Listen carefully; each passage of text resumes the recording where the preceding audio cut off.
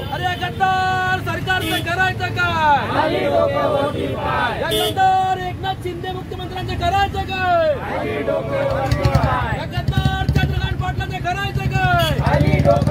आमदार चंद्रकांत पाटलांचा चंद्रकांत पाटलांनी डायरेक्ट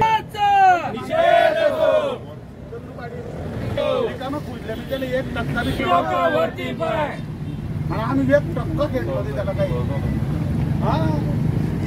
शेतकरी माधुरी मुख्यमंत्री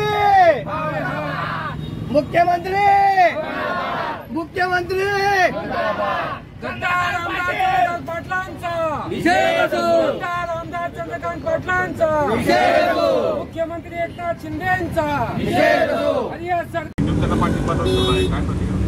नाही, हे उपोषण भारतीय जनता पार्टीच्या पदाधिकारीच्या बरोबरीने एका शेतकऱ्याचं उपोषण आहे की जिल्हा परिषदेच्या सदस्य असलेल्या, नगरसेवक असलेल्या, समाजात प्रतिष्ठा असलेल्या कुटुंबियांकडनं जर जमीन अकृषक करून किंवा त्या ठिकाणी व्यवहार, व्यापार, संसार चालवत असताना जर खंडणी मागण्याचे प्रकार होत असेल तर या सरकारचा निषेध करून या आंदोलनाला पाठिंबा देण्यासाठी आम्ही या ठिकाणी शिवसेना उद्धव बाळासाहेब ठाकरे गटाचे सर्व पदाधिकारी, कार्यकर्ते या ठिकाणी आलो आहोत।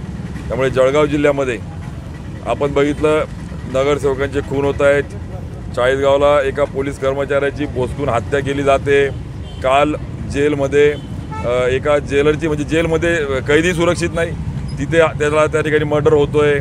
इथे लोकप्रतिनिधींना खंडणी मागितली जाते। नक्की राज्य कुणाचं चालू आहे? कायद्याचा धाक नाही आहे। आणि म्हणून या आंदोलनाला पाठिंबा देत असताना अशा अनेक अन्यायग्रस्त कुटुंब सर्वसामान्य कार्यालयात फिरतायत, मात्र याची कोणी दखल घ्यायला तयार नाही। हे दुर्दैव जळगाव जिल्ह्याचं आहे की एका बाजूला 3 मंत्री, मात्र सर्वसामान्यांना न्याय मिळत नाही आहे। हे वास्तव आज या आंदोलनातून पुढे येत आहे।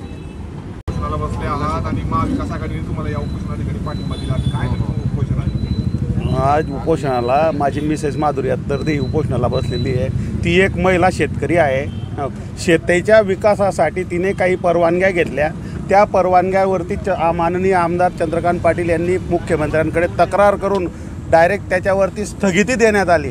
म्हणजे नियमात असताना सुद्धा मुद्दाम त्रास द्यायच्या व अशा स्थगित्या देऊन समोरच्यांची जिंदगी बर्बाद करायची, आमदाराला पाठीशी घालायचे मुख्यमंत्र्यांनी आणि चुकीच्या पद्धतीने वागून कुठंतरी खंडणी उकाडण्याचा आहास निर्माण करायचा, हे चुकीचे कृत्य मुख्यमंत्र्यांकडून होत असून मला असं वाटतंय की बाकीच्या लोकांनी त्यांना पाठिंबा देऊन हे चुकीच्या पद्धतीने त्यांना म्हणजे चुकी झालेली दिसते। म्हणजे आमच्यासारख्या एवढं, मी एक विधानसभा क्षेत्र प्रमुख असताना मला जर त्रास होतोय तर बाकी लोकांना किती त्रास होईल याची अपेक्षा। महायुतीत तुम्ही असतानाही तुम्ही उपोषणाला बसले आहात मुख्यमंत्र्यांच्या विरोधात। मी आज रोजी सगळ्यांना भेटून आलो, सगळ्यांना सांगितलं की हे असे अत्याचार करत आहेत माधुरी अत्तरदेंवरती। मी सगळ्यांच्या कानावर घातलेलं आहे। जर चुकीचं आहे तर ते चुकीचंच आहे, त्यांनी हे चुकीचं केलेलं आहे म्हणून आम्ही इथं बसलेलो आहे। हो, एवढे अत्याचार मागे कधीच 20 वर्षात पाहिलेले नाही आहे। हे शिंदे सरकार बसल्यापासून आम्हाला तरी असं वाटतं की जास्तच त्रास आम्हाला व्हायला लागला आहे। आम्हाला त्रास होतो तर पब्लिकचं काय हो? तिथं एक शेतकरी महिला आहे ना शेवटी। अरे